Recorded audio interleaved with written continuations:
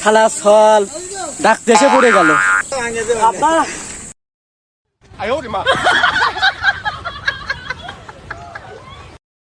ওই আব্বা আব্বা আব্বা আমার মা ডাকতেছে, ভাত খাবি?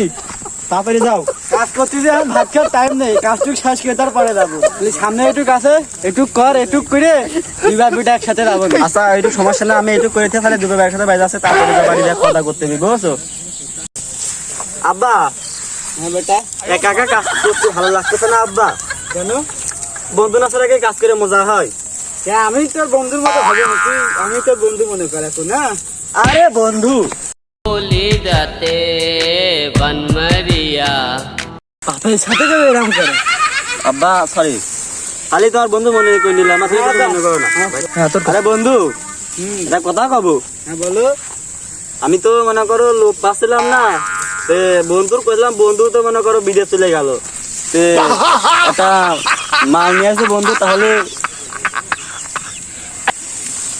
এই যে বন্ধু মাল দুজন ভাগ করে খাই। বাপের বন্ধু বানা দিছি তাই মাল খাওয়া শুরু করেছি।